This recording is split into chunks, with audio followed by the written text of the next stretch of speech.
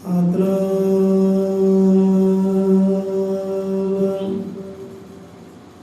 ਸ੍ਰੀ ਵਾਲਮੀਕ ਸਾਹਿਬ ਜੀ।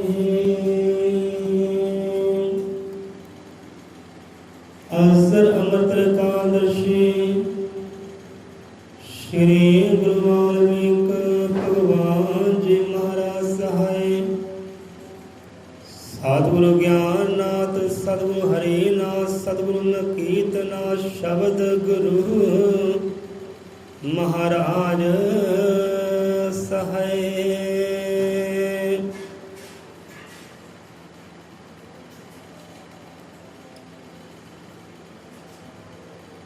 सतगुरां दे नाम का ओट आसरा लैके अज का सत्संग कथा कहानी आरंभ करते हैं।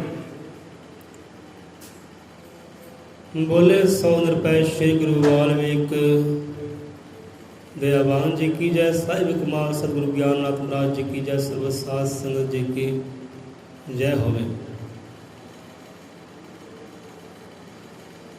जे मैं वेखा वो वेखे, जे मैं वेखा वो वेखे, जे मैं ना वेखा तां वो वेखे। ऐसे नसीब कदों होणगे मेरे सोना विच अखी दे वेखे। सोना विच अखी दे वेखे। हुण विचार अपना देखो, नज़र ते है, वेखण ते है, दर्शन ते है। ऐसे कदों नसीब होणगे मेरे सोना विच अखी दे वेखे। अखी दे वेखे जिधर देखा उधर अपना मुर्शिद की नज़र आवे। जिधर वेखा उधर सतगुरु की नज़र आवे। महसूस होवे, मैनू अनुभव होवे, हाँ भी मेरा सतगुरु मेरे नाल है। जिधर वेखा जिस वाल भी देखा। ऐसे कदों नसीब होणगे मेरे सोना विच अखी दे वेखे। रब दा तेरे अंदर वसदा तेरे एवें पैण भुलेखे। रब दा तेरे अंदर वसदा तेन एवें पैण भुलेखे। बुल्ले शाह दर ते मरीए भावें वेखे जाना वेखे।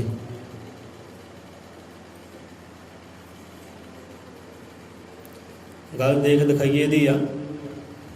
हुण देख दिखाइए वो भी हुंदे आ ना, एक लड़की लड़के दे वो भी देख दिखाइए। इत्थे देख दिखाइए की गल होई है।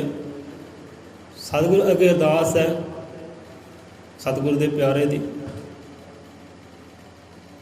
जे मैं वेखा वो वेखे, जे मैं ना वेखा तां भी वेखे। एहो जिहे नसीब होण कि हर वेले मेरे मुर्शद दी, मेरे सतगुरु दी नज़र मेरे ते होवे ते मेरी नज़रां विच भी मेरा सतगुरु होवे, दर्शनां विच भी सतगुरु होवे, मुर्शद होवे। ऐसे कदों नसीब कदों होणगे मेरे। अगे फिर अपने आप समझाउणा कीता। रब दा तेरे अंदर वसदा तेरे एवें पैण भुलेखे। वो रब रूप वो ब्रह्म रूप सतगुरु तेरे अंदर ही कहते वसदा है। बाहरों तेन भुलेखे पैंदे ना, बहुत कई बार भुलेखे पैंदे है। हमें कोई ना कोई जीव मेरे नाल है, वो सतगुरु मेरे नाल है, वो रब मेरे नाल है। ये बंदे ने भुलेखे पैंदे है। अगे पिछे महसूस होंदा हाँ भी कोई मेरे नाल है, कोई मैनूं देख रहा सुन रहा।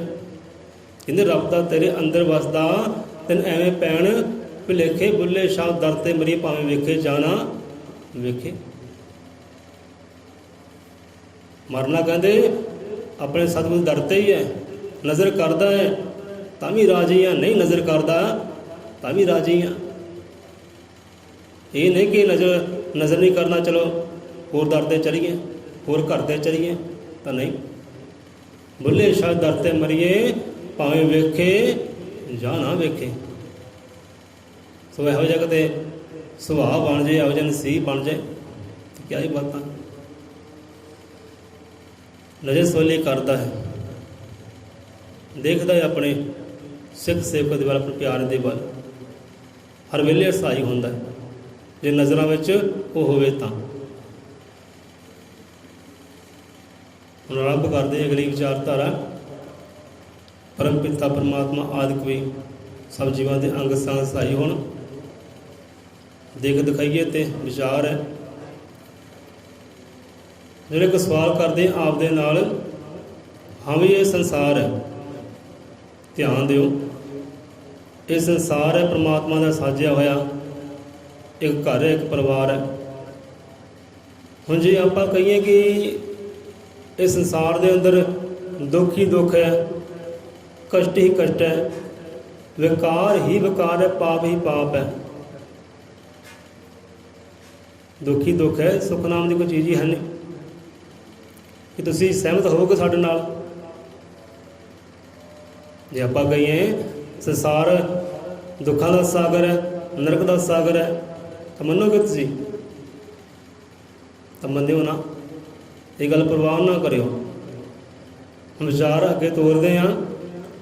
ਹੁਣ ਕਹਿਣ ਵਾਲੇ ਕਹਿੰਦੇ ਸੰਸਾਰ ਵਿਕਾਰਾਂ ਦਾ ਘਰ ਹੈ, ਇਹ ਸੰਸਾਰ ਪਾਪਾਂ ਦਾ ਘਰ ਹੈ, ਚਿੱਕੜ ਹੈ, ਦਲਦਲ ਹੈ। ਹੁਣ ਨਜ਼ਰ ਤਾਂ ਆਪਣੀ ਹੈ ਭਾਈ, ਹੁਣ ਵੇਖਣੀ ਆਪਾਂ ਨੇ, ਆਪਾਂ ਵੇਖਦੇ ਕੀ ਆ?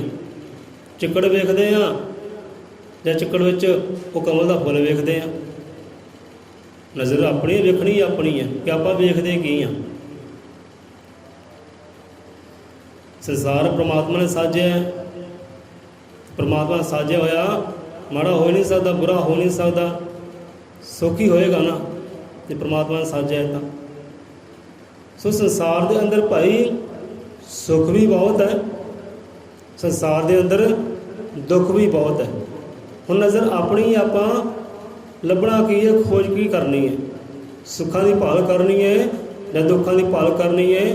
ਇਹ ਖੋਜ ਕਿਹੜੀ ਕਰਨੀ ਹੈ? ਆਪਣੀ ਨਜ਼ਰ ਦੀ ਗੱਲ ਹੈ, ਆਪਣੀ ਦੇਖਣ ਦੀ ਗੱਲ ਹੈ। ਆਪਾਂ ਸੁੱਖ ਵੇਖਦੇ ਹਾਂ ਕਿ ਦੁੱਖ ਵੇਖਦੇ ਹਾਂ? ਜੇ ਸੁੱਖ ਵੇਖਾਂਗੇ ਸੁੱਖ ਨਜ਼ਰ ਆਏਗਾ ਕਿ ਹਾਂ ਵੀ ਸੰਸਾਰ ਵਾਕਈ ਖੂਬਸੂਰਤ ਹੈ, ਬਾਕੀ ਬੜਾ ਸੋਹਣਾ, ਬਾਕੀ ਜੰਨਤ ਹੈ, ਸਵਰਗ ਹੈ। ਕਰਮਾਂ ਕਰਕੇ ਦੋਜਕ ਬਣ ਗਈ। ਇਹਨਾਂ ਸਵਰਗ ਸੋਹਣੀ ਧਰਤੀ, ਇਸ ਲਈ ਮਾਰੋ ਦੋਜਕ ਬਣਦੀ ਜਾਵੇ। ਬੰਦੇ ਕਰਮਾਂ ਕਰਕੇ ਹੀ ਇਹ ਸਵਰਗ ਸੋਹਣੀ ਧਰਤੀ ਕਹਿੰਦੇ ਦੋਜਕ ਬਣਦੀ ਜਾ ਰਹੀ ਹੈ। ਇਸਲਾਮ ਦੇ ਵਿੱਚ ਦੋਜਕ ਸ਼ਬਦ ਲਿਆ ਜਾਂਦਾ ਹੈ, ਦੋਜਕ ਕਹਿੰਦੇ ਨਰਕ ਨੂੰ। ਆਪਣੀ ਮੱਤ ਵਿੱਚ, ਗੁਰੂ ਮੱਤ ਵਿੱਚ ਨਰਕ ਕਹਿ ਦਿੰਦੇ ਆ, ਇਸਲਾਮ ਦੇ ਵਿੱਚ ਦੋਜਕ ਕਹਿ ਦਿੰਦੇ ਆ। ਸਵਰਗ ਸੋਹਣੀ ਧਰਤੀ, ਇਸ ਲਈ ਮਾਰੂ ਦੋਜਕ ਬਣਦੀ ਜਾਵੇ ਕਰਮਾਂ ਕਰਕੇ। ਇਸ ਸੰਸਾਰ ਵਿੱਚ ਸੁੱਖ ਵੀ ਹੈ, ਦੁੱਖ ਵੀ ਹੈ, ਆਪਾਂ ਭਾਲ ਕਿਹੜੀ ਕਰਨੀ ਹੈ? ਜੇ ਸੰਸਾਰ ਨੂੰ ਆਪਾਂ ਚਿੱਕੜ ਕਹਿੰਦੇ ਹਾਂ ਕਿ ਹਾਂ ਦਲਦਲ ਹੈ, ਬੰਦਾ ਧੱਸਿਆ ਪਿਆ ਹੈ, ਬੜੇ ਲੋਕ ਚਲੋ ਇਹ ਦਲਦਲ ਅੰਦਰ ਧੱਸੇ ਹੀ ਪਏ ਹੈ, ਬਾਹਰ ਨਹੀਂ ਨਿਕਲਦੇ। ਸੋ ਕੱਢਣ ਵਾਲਾ ਕੱਢ ਵੀ ਲੈਂਦਾ ਹੈ।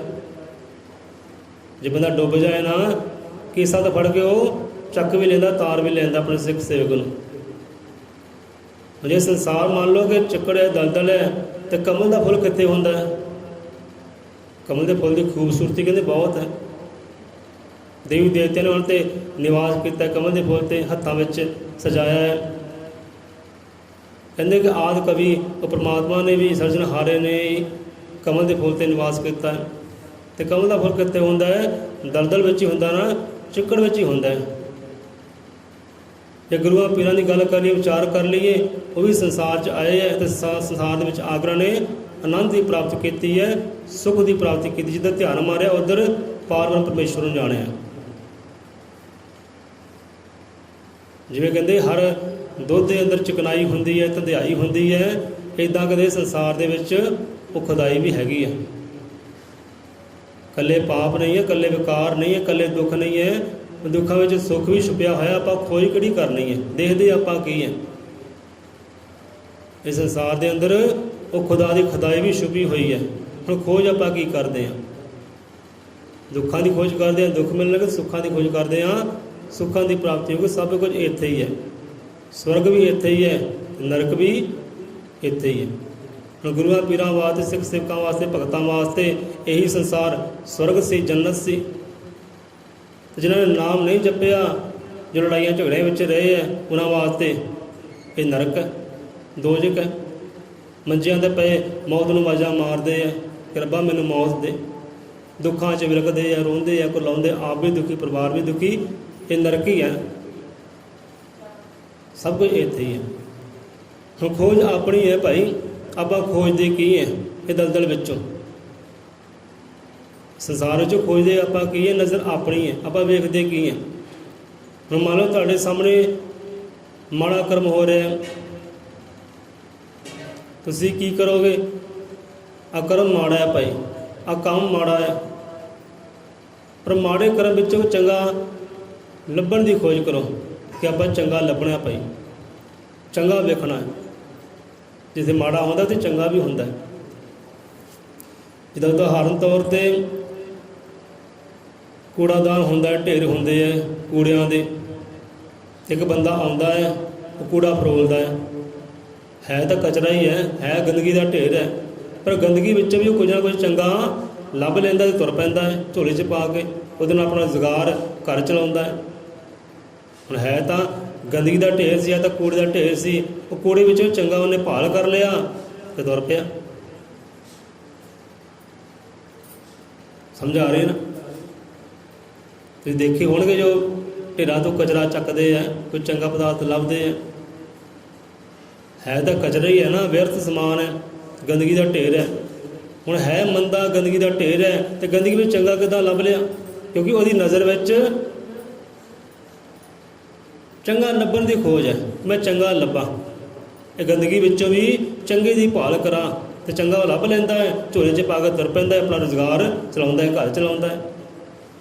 ਇੱਕ ਬੰਦਾ ਉਹ ਹੁੰਦਾ ਹੈ, ਉਦਾਹਰਨ ਹੈ, ਬਾਕੀ ਆਪਣੇ ਆਪਣੇ ਕਾਰਜ ਹੈ ਭਾਈ, ਸਹੀ ਹੈ, ਕਾਰਜ ਕੋਈ ਮਾੜਾ ਨਹੀਂ। ਇੱਕ ਕਵਾੜੀਆ ਹੁੰਦਾ ਹੈ, ਹੋਕਾ ਦਿੰਦਾ ਹੈ ਭਾਈ ਟੁੱਟਾ ਭੱਜਾ ਸਮਾਨ ਦੇ ਦਿਓ, ਟੁੱਟੀ ਮਸ਼ੀਨ ਦੇ ਦਿਓ, ਜੋ ਵੀ ਹੈ, ਰੱਦੀ ਦੇ ਦਿਓ, ਲੋਹਾ ਦੇ ਦਿਓ। ਕਿਉਂਕਿ ਖੋਜ ਉਹਦੀ ਕੀ ਹੁੰਦੀ ਹੈ? ਟੁੱਟੇ ਭੱਜੇ ਸਮਾਨ 'ਤੇ ਉਹਦੀ ਨਜ਼ਰ ਹੁੰਦੀ ਹੈ, ਦੇਖਣੀ ਹੁੰਦੀ ਹੈ। ਉਹ ਦੇਖਦਾ ਕੀ ਹੈ? ਜਦੋਂ ਟੁੱਟਾ ਭੱਜਾ ਕੋਈ ਮਿਲਦਾ ਹੈ ਉਹਦੀ ਭਾਲ ਕਰਦਾ ਹੈ। ਹੁਣ ਨਜ਼ਰਾਂ ਵਿੱਚ ਉਹੀ ਹੈ ਟੁੱਟਾ ਭੱਜਾ ਇਕੱਠਾ ਕਰ ਲੈਂਦਾ, ਇਕੱਠਾ ਕਰਕੇ ਉਹਦੇ ਵਿੱਚ ਵੀ ਚੰਗਾ ਲੱਭ ਲੈਂਦਾ, ਚੰਗੀ ਕਮਾਈ ਕਰ ਲੈਂਦਾ, ਘਰ ਦਾ ਰੁਜ਼ਗਾਰ ਚਲਾਉਂਦਾ ਹੈ। ਸੋ ਇੱਦਾਂ ਹੈ, ਸੰਸਾਰ ਮਾੜਾ ਨਹੀਂ ਹੈ, ਸੰਸਾਰ ਬੁਰਾ ਨਹੀਂ, ਖੂਬਸੂਰਤ ਵੀ ਹੈ। ਹੁਣ ਜਿਹੜੇ ਬੰਦੇ ਨੇ ਸਾਗਰ ਨਹੀਂ ਵੇਖਿਆ, ਉਹ ਸਾਗਰ ਵੇਖੇ, ਉਹ ਕਹਿੰਦਾ ਕਿਆ ਹੀ ਬਾਤਾਂ ਯਾਰ, ਇੱਦਾਂ ਦਾ ਹੁੰਦਾ ਸਾਗਰ। ਕਿਸੇ ਨੇ ਨਦੀ ਨਹੀਂ ਵੇਖੀ, ਉਹ ਨਦੀ ਵੇਖੇ ਬਹਿੰਦੀ, ਕਹਿੰਦਾ ਕਿਆ ਬਾਤਾਂ, ਕਿਆ ਰੰਗ ਰੋਗਨ ਹੈ, ਇਹੋ ਜਿਹੀ ਨਦੀ ਹੁੰਦੀ ਹੈ। ਇੱਥੇ ਸਤਿਗੁਰੂ ਮਹਾਰਾਜ ਆਪ ਸਤਿਗੁਰੂ ਕਰਦੇ ਹਿਰਦੇ ਕੁਦਰਤ ਨੂੰ ਪ੍ਰਣਾਮ, ਉਹਨਾਂ ਨੇ ਪ੍ਰਣਾਮ ਕੀਤਾ, ਨਮਸਕਾਰ ਕੀਤੇ ਨਾ ਰੁੱਖਾਂ ਬੂਟਿਆਂ ਨੂੰ, ਪਰਬਤਾਂ ਨੂੰ, ਨਦੀਆਂ ਸਾਗਰਾਂ ਨੂੰ, ਕਿ ਕਿਆ ਹੀ ਬਾਤਾਂ, ਕਿੰਨੀ ਖੂਬਸੂਰਤ ਇਹ ਸੰਸਾਰ ਹੈ। ਬਲਿਹਾਰੇ ਕੁਦਰਤ ਵਸਿਆ ਨਿਰੰਤਰ ਜਾਏ ਰੱਖਿਆ, ਬਲਿਹਾਰ ਗਏ ਰੱਬ ਦੀ ਕੁਦਰਤ ਤੋਂ, ਰੱਬ ਦੇ ਸਾਜੇ ਹੋਏ ਸੰਸਾਰ ਤੋਂ। ਹੁਣ ਜਿਹੜੇ ਪਰਬਤ ਨਹੀਂ ਵੇਖਿਆ ਸਾਡੇ ਵਰਗਿਆਂ ਨੇ, ਉਹ ਪਰਬਤ ਵੇਖਦਾ ਹੈ ਹਰੇ ਭਰੇ, ਤੇ ਆਨੰਦ ਹੁੰਦਾ, ਖੁਸ਼ ਹੁੰਦਾ ਵੀ ਆ ਵੀ ਕਿਆ ਹੀ ਖੂਬਸੂਰਤੀ ਹੈ, ਕਿਆ ਹੀ ਗੱਲਾਂ ਬਾਤਾਂ। ਹੁਣ ਸੰਸਾਰ ਦੇ ਅੰਦਰ ਇਹ ਸੰਸਾਰ ਖੂਬਸੂਰਤ ਵੀ ਹੈ। ਹੁਣ ਦੇਖਣੀ ਆਪਣੀ, ਆਪਾਂ ਵੇਖਦੇ ਕੀ ਆ? ਖੂਬਸੂਰਤ ਵੇਖਦੇ ਆ ਜਾਂ ਬਦਸੂਰਤ ਵੇਖਦੇ ਆ? ਵੇਖਣੀ ਆਪਣੀ ਹੈ। ਵਿਚਾਰ ਲੰਬਾ ਹੋ ਰਿਹਾ, ਗਹਾਰ ਨੂੰ ਸਮਝਿਓ ਕਿ ਭਾਈ ਵੇਖਦੇ ਆਪਾਂ ਕੀ ਹੈ। ਜੇ ਕੋਈ ਮੰਦਾ ਹੋ ਰਿਹਾ ਹੈ ਤਾਂ ਮੰਦੇ ਵਿੱਚੋਂ ਵੀ ਚੰਗਾ ਲੱਭਣ ਦੀ ਖੋਜ ਕਰੋ, ਮੈਂ ਚੰਗਾ ਵੇਖਣਾ ਤੇ ਚੰਗਾ ਹੀ ਦਿਸੇਗਾ। ਆ ਬੰਦਾ ਬਦਸੂਰਤ ਹੈ, ਉਹਦੇ ਵਿੱਚੋਂ ਵੀ ਖੂਬਸੂਰਤੀ ਲੱਭੋ, ਖੂਬਸੂਰਤੀ ਵਾਲੇ ਗੁਣ ਲੱਭੋ, ਤੁਹਾਨੂੰ ਲੱਭਣਗੇ। ਸੰਸਾਰ ਮਾੜਾ ਨਹੀਂ ਹੈ, ਸੰਸਾਰ ਚੰਗਾ ਵੀ ਹੈ। ਹੁਣ ਖੋਜ ਆਪਣੀ, ਆਪਾਂ ਖੋਜਦੇ ਕੀ ਹੈ? ਚੰਗਾ ਖੋਜਦੇ ਜਾਂ ਮੰਦਾ ਖੋਜਦੇ ਆ?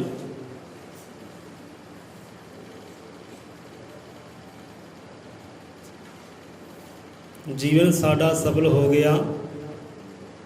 ਆदिवासी ਕੌਮੀ ਗ੍ਰੰਥ ਬਾਣੀ ਅੰਦਰ ਸ਼ਬਦ ਹੁੰਦੇ ਗੁਰਾਂ ਦੇ ਕਿ ਜੀਵਨ ਸਾਡਾ ਸਫਲ ਹੋ ਗਿਆ ਇਸ ਆਸ਼ਰਮ ਦੀ ਚੌਕੀ ਭਰ ਕੇ। ਜੀਵਨ ਸਾਡਾ ਸਫਲ ਹੋ ਗਿਆ ਇਸ ਆਸ਼ਰਮ ਦੀ ਚੌਕੀ ਭਰ ਗਏ, ਸਗਲ ਪਦਾਰਥ ਹਾਸਲ ਹੋ ਗਏ ਸਤਿਗੁਰੂ ਜੀ ਦੇ ਦਰਸ਼ਨ ਕਰਕੇ। ਕਿ ਸਤਿਗੁਰੂ ਜੀ ਨੂੰ ਵੇਖਦਿਆਂ ਨਾ ਸਤਿਗੁਰੂ ਦਰਸ਼ਨ ਕਰਦਿਆਂ ਸਾਰੇ ਪਦਾਰਥ ਹੀ ਮਿਲ ਗਏ, ਕੋਈ ਕਮੀ ਤਰੁੱਟੀ ਨਹੀਂ ਰਹਿ ਗਈ। ਇਹੋ ਜਿਹੀ ਕੀ ਰਹਿਮਤ ਹੈ ਇਸ ਦਰਸ਼ਨਾਂ ਵਿੱਚ, ਇਹੋ ਜਿਹੀ ਕੀ ਬਰਕਤ ਹੈ ਦਰਸ਼ਨਾਂ ਵਿੱਚ, ਜੋ ਗੁਰੂਆਂ ਨੇ ਦਰਸ਼ਨਾਂ ਦੀ ਗੱਲ ਕੀਤੀ ਹੈ ਕਿ ਜੀਵਨ ਸਾਡਾ ਸਫਲ ਹੋ ਗਿਆ ਇਸ ਆਸ਼ਰਮ ਦੀ ਚੌਂਕੀ ਪਰ। ਕਿਹੜੇ ਆਸ਼ਰਮ ਦੀ? ਜਿੱਥੇ ਸਤਿਗੁਰੂ ਵਿਰਾਜਮਾਨ ਹੈ। ਉਹ ਡੇਰੇ ਦੀ ਗੱਲ ਕੀਤੀ ਹੈ, ਉਹ ਦਰਗਾਹ ਦੀ ਗੱਲ ਕੀਤੀ, ਦਰਬਾਰੇ ਦੀ ਗੱਲ ਕੀਤੀ ਹੈ, ਉਹ ਆਸ਼ਰਮ ਦੀ ਗੱਲ ਕੀਤੀ ਜਿੱਥੇ ਸਤਿਗੁਰੂ, ਉਹ ਆਦਿ ਕਵੀ, ਉਹ ਜਗਤ ਪਿਤਾ ਵਿਰਾਜਮਾਨ ਹੈ। ਉਹ ਆਸ਼ਰਮ ਦੀ ਗੱਲ ਕੀਤੀ ਗੁਰਾਂ ਨੇ ਕਿ ਜੀਵਨ ਸਾਡਾ ਸਫਲ ਹੋ ਗਿਆ ਇਸ ਆਸ਼ਰਮ ਦੀ ਚੌਂਕੀ ਭਰ ਕੇ, ਸਗਲ ਪਦਾਰਥ ਹਾਸਲ ਹੋ ਗਏ ਸਤਿਗੁਰ ਜੀ ਦਿਆਂ ਦਰਸ਼ਨ ਕਰਕੇ। ਹੁਣ ਇੱਥੇ ਹਜ਼ਰਤ ਬੁੱਲੇ ਸ਼ਾਹ ਵੀ ਉਹਨਾਂ ਨੇ ਦਰਸ਼ਨਾਂ ਦੀ ਗੱਲ ਕੀਤੀ ਹੈ, ਵੇਖਣ ਦੀ ਗੱਲ ਕੀਤੀ ਹੈ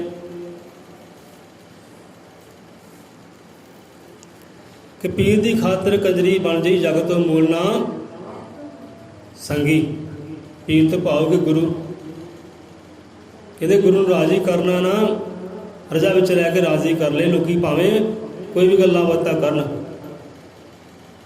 ਪੀਰ ਦੀ ਖਾਤਰ ਕੰਜਰੀ ਬਾਂਦੀ ਜਗ ਤੋਂ ਮੂਲ ਨਾ ਸੰਗੀ, ਇੱਕ ਨਿਗਾਹ ਜੇ ਮੁਰਸ਼ਿਦ ਕਰਦੇ ਮੈਨੂੰ 100 ਹੱਜਾਂ ਤੋਂ ਚੰਗੀ।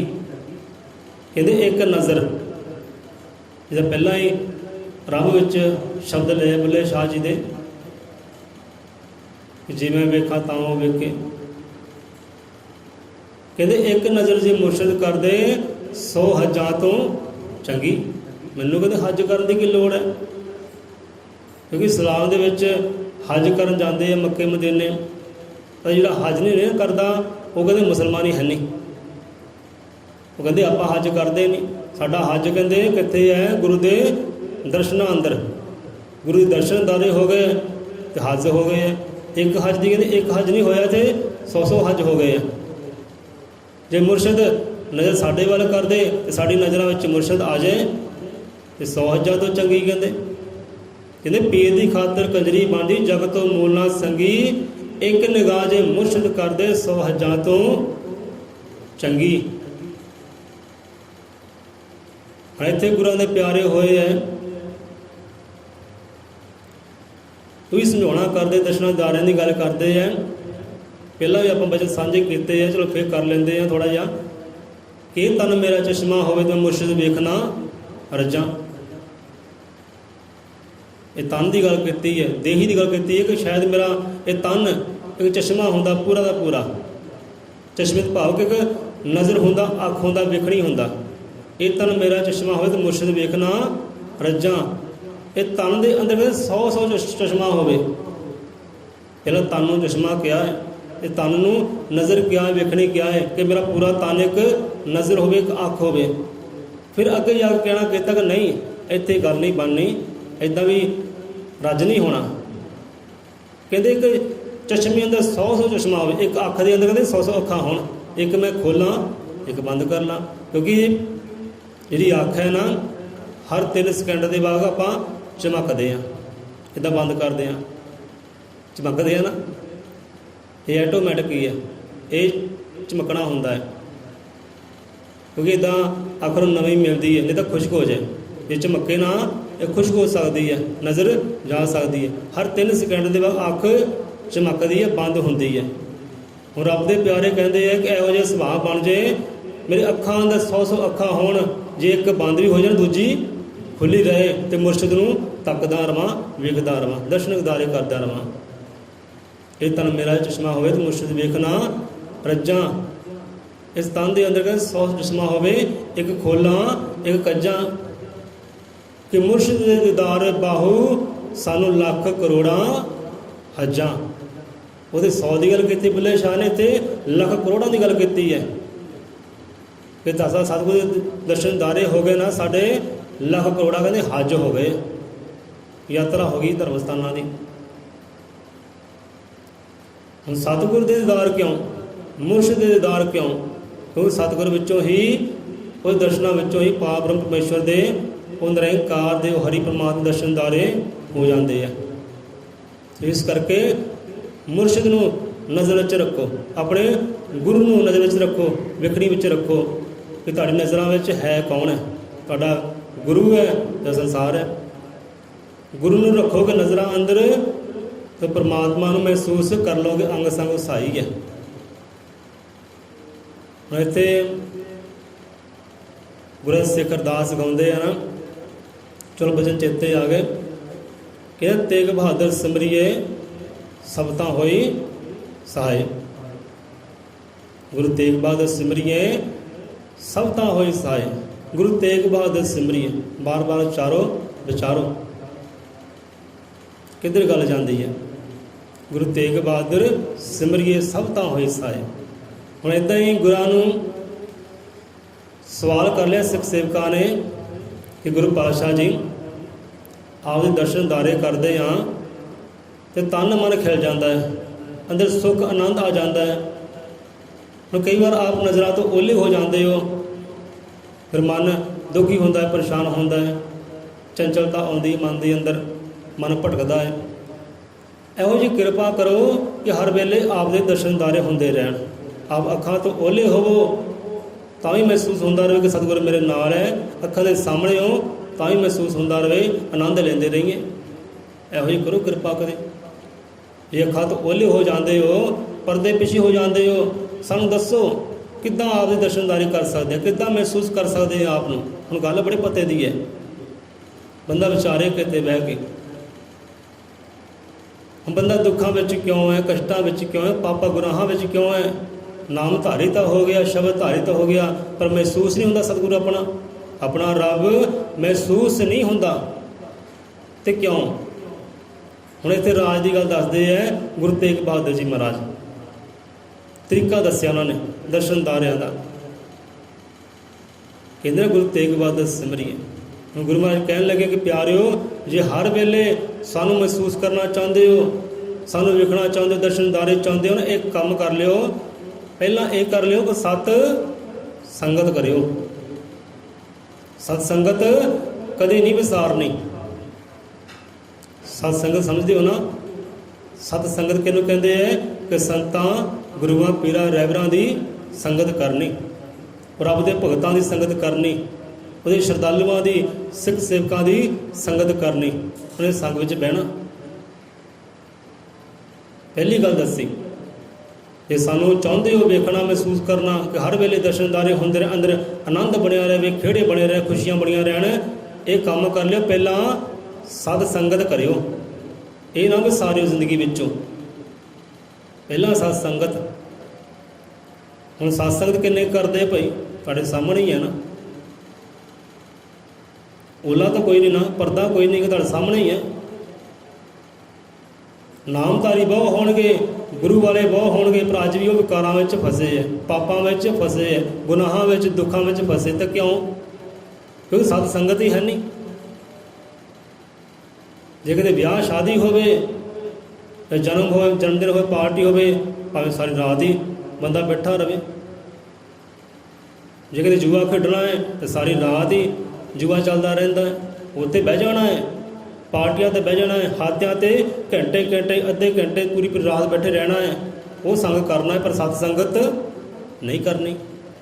ਸਤ ਸੰਗਤ ਜਿੱਥੇ ਬਹਿ ਕੇ ਸਤਿਗੁਰੂ ਨੇ ਮਹਿਸੂਸ ਹੋਣਾ ਹੈ ਕਿ ਹਾਂ ਵੀ ਸਤਿਗੁਰੂ ਮੇਰੇ ਨਾਲ ਹੈ, ਹਰ ਵੇਲੇ ਨਜ਼ਰਾਂ 'ਚ ਰਹਿੰਦਾ ਹੈ, ਹਰ ਵੇਲੇ ਖੁਸ਼ੀਆਂ ਰੌਣਕਾਂ ਬਣੀਆਂ ਰਹਿੰਦੇ। ਕਹਿੰਦੇ ਪਿਆਰੋ, ਜੇ ਸਾਨੂੰ ਮਹਿਸੂਸ ਕਰਨਾ ਚਾਹੁੰਦੇ ਹੋ, ਸਾਨੂੰ ਵੇਖਣਾ ਚਾਹੁੰਦੇ ਹੋ, ਪਹਿਲੀ ਗੱਲ ਸਤ ਸੰਗਤ ਕਦੇ ਨਾ ਵਿਸਾਰਿਓ। ਹੁਣ ਕਿਹੜੇ ਵਿਸਾਰ ਕੇ ਬੈਠੇ ਆ ਤੇ ਕਿਹੜੇ ਸਤ ਸੰਗਤ ਨਾਲ ਜੁੜੇ ਆ? ਸਤਸੰਗ ਤੇ ਹੁੰਦਾ ਹੋਵੇ ਉਧਰ ਨਹੀਂ ਜਾਣਾ। ਨਹੀਂ ਭਾਈ ਮੈਨੂੰ ਘਰ ਦੇ ਕੰਮ ਬਹੁਤ ਹੈ, ਜ਼ਿੰਮੇਵਾਰੀਆਂ ਬਹੁਤ ਹੈ, ਤੇ ਸਤਿਗੁਰੂ ਕਿੱਦਾਂ ਮਹਿਸੂਸ ਹੋਵੇ? ਤੇ ਦੂਜੀ ਗੱਲ ਦੱਸੀ ਗੁਰਾਂ ਨੇ ਕਿ ਦੂਜਾ ਕੰਮ ਇਹ ਕਰਿਓ ਭਾਈ, ਸਿਮਰਨ ਕਰਿਓ। ਜਿੱਥੇ ਸਿਮਰਨ ਨਾ, ਜਿੱਥੇ ਸਤ ਸੰਗਤ ਹੈ, ਪਹਿਲਾ ਸਤ ਸੰਗਤ, ਦੂਜਾ ਸਿਮਰਨ। ਜਿੱਥੇ ਸਤ ਸੰਗਤ, ਜਿੱਥੇ ਸਿਮਰਨ ਨਾ, ਉੱਥੇ ਕਹਿੰਦੇ ਅਸੀਂ ਨਿਵਾਸ ਕਰਦੇ ਹਾਂ, ਉੱਥੇ ਅਸੀਂ ਵਾਸ ਕਰਦੇ ਹਾਂ, ਤੁਹਾਨੂੰ ਆਨੰਦ ਮਿਲੇਗਾ, ਖੁਸ਼ੀਆਂ ਮਿਲਣਗੀਆਂ, ਮਹਿਸੂਸ ਕਰੋਗੇ ਸਾਨੂੰ ਹਰ ਵੇਲੇ। ਇਹ ਦੋ ਕਾਰਜ ਕਹਿੰਦੇ ਕਰ ਲਿਓ। ਕਹਿੰਦੇ ਨਾ ਗੁਰੂ ਤੇਗ ਬਹਾਦਰ ਸਿਮਰਿਏ, ਉੱਥੇ ਸਿਮਰਨ ਦੀ ਗੱਲ ਕੀਤੀ ਹੈ। ਭਾਈ ਸਿਮਰੋ, ਸਿਮਰੋ ਸਿਮਰੋ ਹਰ ਨਾਮ ਨੂੰ ਭਵ ਜਲ ਉਤਰੋ ਪਾਰ। ਸਿਮਰਨ ਦੀ ਗੱਲ ਕੀਤੀ ਉੱਥੇ ਕਿ ਭਾਈ ਸਿੱਖ ਪਿਆਰਿਓ, ਸਿਮਰਨ ਨਾਲ ਜੁੜੋ। ਸਿਮਰਨ ਨਾਲ ਜੁੜੋਗੇ, ਅੰਦਰ ਆਨੰਦ ਬਣਿਆ ਰਹੇਗਾ, ਸਾਨੂੰ ਮਹਿਸੂਸ ਕਰਦੇ ਰਹੋਗੇ ਹਰ ਵੇਲੇ ਸਤਿਗੁਰੂ ਮੇਰੇ ਨਾਲ ਹੈ। ਹਰ ਵੇਲੇ ਦਰਸ਼ਨਦਾਰੇ ਕਰੋਗੇ। ਇਹ ਦੋ ਕਹਿੰਦੇ ਕਾਰਜ ਕਰ ਲਿਓ, ਸਤ ਸੰਗਤ ਤੇ ਸਿਮਰਨ। ਹੁਣ ਸਿਮਰਨਾ ਭਾਈ ਕਿੰਨੇ ਕੁ ਲੋਕ ਕਰਦੇ ਆ, ਪਤਾ ਲੱਗ ਹੀ ਜਾਂਦਾ ਹੈ ਨਾ। ਸਿਮਰਨ ਨਾਲ ਕਿੰਨੇ ਜੁੜੇ ਆ, ਤਾਂ ਸਿਮਰਨ ਵਾਸਤੇ ਸਮਾਂ ਹੀ ਹੈ ਨਹੀਂ, ਨਾਮ ਧਿਆਨ ਵਾਸਤੇ ਸਮਾਂ ਹੀ ਹੈ ਨਹੀਂ ਬੰਦੇ ਕੋਲ। ਦਿਨ ਨੂੰ ਸਾਰਾ ਕੰਮ ਕਾਰ ਕਰਨਾ ਤੇ ਰਾਤ ਨੂੰ ਬਸ ਸੌਣਾ ਹੀ ਹੈ। ਸਤਿਗੁਰ ਕਿੱਦਾਂ ਮਹਿਸੂਸ ਹੋਵੇ? ਸਤਿਗੁਰ ਹੋਏ ਮਹਿਸੂਸ ਨਹੀਂ ਹੁੰਦਾ। ਸੋ ਇਸ ਕਰਕੇ ਭਾਈ ਗੁਰਾਂ ਦੇ ਹੁਕਮ ਨੂੰ ਸਮਝੋ, ਉਹਨੇ ਕਰਨੀ ਨੂੰ ਸਮਝੋ, ਸਤ ਸੰਗਤ ਕਰੋ ਤੇ ਸਿਮਰਨ ਕਰੋ, ਆਪੇ ਗੁਰੂ ਮਹਿਸੂਸ ਹੋਵੇਗਾ। ਆਪੇ ਉਹ ਅੰਗ ਸੰਗ ਹਰ ਥਾਂ ਕਹਿੰਦੇ, ਸਭ ਥਾਂ ਕਹਿੰਦੇ ਹੋਈ ਸਾਏ। ਫਿਰ ਥਾਂ ਕਹਿੰਦੇ ਕੋਈ ਵੀ ਹੈ, ਅਸੀਂ ਆਪੇ ਸਹਾਈ ਹਾਂ, ਉੱਥੇ ਆਪੇ ਤੁਹਾਡੇ ਰੱਖੇ ਹੈ, ਤੁਹਾਡੇ ਨਾਲ ਹੀ ਹੈ। ਹਰ ਵੇਲੇ ਮਹਿਸੂਸ ਕਰੋਗੇ, ਜਿੱਥੇ ਵੀ ਜਾਓਗੇ ਉੱਥੇ ਤੁਸੀਂ ਮਹਿਸੂਸ ਕਰੋਗੇ, ਸਾਨੂੰ ਪਾਓਗੇ। ਕਿਉਂਕਿ ਨਜ਼ਰਾਂ ਵਿੱਚ ਹੁਣ ਉਹੀ ਹੈ, ਸਿਮਰਨ ਵਿੱਚ ਉਹੀ ਹੈ, ਯਾਦ ਵਿੱਚ ਹੀ ਉਹੀ ਹੈ। ਸੋ ਗੁਰੂ ਤੇਗ ਬਹਾਦਰ ਸਿਮਰਿਏ ਸਭ ਤਾਂ ਹੋਏ ਸਹਾਏ। ਹਰ ਥਾਂ ਕਹਿੰਦੇ ਸਹਾਈ ਹੋਵਾਂਗੇ ਭਾਈ। ਇਹ ਦੋ ਕਾਰਜ ਕਰ ਲੈ, ਸਤ ਸੰਗਤ ਕਰ ਲੈ ਤੇ ਸਿਮਰਨਾ ਕਰ ਲੈ, ਹਰ ਵੇਲੇ ਸਹਾਈ ਹੈ। ਸੋ ਗੱਲ ਵੇਖਣ ਦੀ ਹੈ, ਵਿਸ਼ਾ ਫੇਰ ਲੰਬਾ ਹੋ ਗਿਆ, ਕਥਾ ਕਹਾਣੀ ਦੱਸਣ ਲੱਗਦਾ ਲੈ ਹੀ ਰਹਿ ਜਾਣੀ ਚਾਹੀਏ। ਜੋ ਕਥਾ ਕਹਾਣੀ ਕਰਨੀ ਸੀ ਆਪ ਦੇ ਨਾਲ, ਕੱਲ੍ਹ ਵੀ ਰਹਿ ਗਈ, ਅੱਜ ਵੀ ਲੱਗਦਾ ਰਹਿ ਹੀ ਜਾਣੀ ਹੈ। ਹੁਣ ਬੰਦਾ ਕਹਿੰਦਾ ਸੰਸਾਰ 'ਚ ਦੁੱਖ ਹੈ, ਕਸ਼ਟ ਹੈ, ਪਾਪ ਹੈ, ਗੁਨਾਹ ਹੈ। ਹੁਣ ਵੇਖਣੀ ਦੇਖੋ ਆਪਣੀ ਹੈ, ਅਸੀਂ ਖੋਜਦੇ ਕੀ ਹਾਂ, ਵੇਖਦੇ ਕੀ ਹਾਂ, ਸਾਡੀ ਨਜ਼ਰਾਂ ਵਿੱਚ ਹੈ ਕੀ ਹੈ। ਜੋ ਨਜ਼ਰਾਂ ਵਿੱਚ ਹੈ ਅੰਦਰ ਵੀ ਉਹੀ ਹੋਣਾ ਹੈ। ਜੇ ਨਜ਼ਰਾਂ ਵਿੱਚ ਜੇ ਖੋਜ ਤੁਸੀਂ ਦੁੱਖ ਦੀ ਕਰਦੇ ਹੋ, ਦੁੱਖ ਪ੍ਰਾਪਤ ਹੋਣੇ ਆ। ਜੇ ਖੋਜ ਸੁੱਖ ਦੀ ਕਰਦੇ ਹੋ ਤਾਂ ਸੁੱਖ ਪ੍ਰਾਪਤ ਹੋਣਾ। ਇੱਥੇ ਸਾਨੂੰ ਸੰਤਾਂ ਦੀ ਕਹਾਣੀ ਚੇਤੇ ਆ ਰਹੀ ਹੈ, ਪਰ ਸਮਾਂ ਲੱਗ ਜਾਣਾ ਹੈ। ਹੁਣ ਜਗਤ ਗੁਰੂ ਆਦਿ ਕਵੀ ਆਦਿ ਨਿਰੰਕਾਰ ਅਜ਼ਰ ਮਤਰਕਾਲ ਦਰਸ਼ਕ ਗੁਰੂ ਵਾਲਮੀਕ ਭਗਵਾਨ ਆਪ ਸਮਝਾਉਂਦੇ ਆ ਭਾਈ, ਕਹਿੰਦੇ ਦ੍ਰਿਸ਼ਟੀ ਪਰਿਵਰਤਨ ਤੇ ਸ੍ਰਿਸ਼ਟੀ ਪਰਿਵਰਤਨ। ਜੇ ਤਬਦੀਲੀ ਕਹਿੰਦੇ ਚਾਹੁੰਦਾ ਨਾ, ਸੁੱਖ ਚਾਹੁੰਦਾ ਹੈ, ਆਪਣੀ ਨਜ਼ਰ ਨੂੰ ਕਹਿੰਦੇ ਤਬਦੀਲ ਕਰ, ਆਪਣੀ ਨਜ਼ਰ ਨੂੰ ਵੇਖਣੀ ਨੂੰ ਤਬਦੀਲ ਕਰ ਕਿ ਤੂੰ ਵੇਖਦਾ ਕੀ ਹੈ। ਦ੍ਰਿਸ਼ਟੀ ਕਹਿੰਦੇ ਵੇਖਣੀ ਨੂੰ, ਦ੍ਰਿਸ਼ਟੀ ਅੱਖਾਂ ਨਾਲ ਜੁੜੀ ਹੈ। ਦ੍ਰਿਸ਼ਟੀ ਪਰਿਵਰਤਨ ਤੇ ਸ੍ਰਿਸ਼ਟੀ ਸੰਸਾਰ ਪਰਿਵਰਤਨ। ਇਹਦੇ ਸੰਸਾਰ ਦੁੱਖਾਂ ਦਾ ਸਾਗਰ ਹੈ, ਨਰਕਾਂ ਦਾ ਸਾਗਰ ਹੈ। ਨਹੀਂ ਭਾਈ, ਇੱਦਾਂ ਨਹੀਂ ਹੈ। ਆਪਣੀ ਵੇਖਣੀ ਤਬਦੀਲ ਕਰ, ਇਹਨੂੰ ਪਰਿਵਰਤਨ ਲਿਆ ਆਪਣੀ ਵੇਖਣੀ ਵਿੱਚ। ਜਿਵੇਂ ਆਪਾਂ ਕੱਲ੍ਹ ਵਿਚਾਰ ਕਰਦੇ ਸੀ ਭਾਈ ਸਾਹਿਬ ਨਾਲ, ਦੇਖੋ ਕੱਲ੍ਹ ਮੋਬਾਈਲ ਦੀ ਗੱਲ ਹੋਈ ਸੀ ਨਾ। ਦੇਖੋ ਵਿਗਿਆਨੀ ਨੇ ਖੋਜਾਂ ਕੱਢੀਆਂ, ਜੇ ਖੋਜਾਂ ਕੱਢੀਆਂ ਉਹਦੇ ਲਾਭ ਵੀ ਹੈ ਅਤੇ ਉਹਦੀਆਂ ਹਾਨੀਆਂ ਵੀ ਹੈ। ਜੇ ਮੋਬਾਈਲ ਫੋਨ ਦੀ ਕਾਢ ਕੱਢੀ ਹੈ ਵਿਗਿਆਨੀਆਂ ਨੇ, ਤਾਂ ਮੋਬਾਈਲ ਫੋਨ ਦੇ ਲਾਭ ਵੀ ਹੈ ਅਤੇ ਮੋਬਾਈਲ ਫੋਨ ਦੇ ਹਾਨੀਆਂ ਵੀ ਹੈ।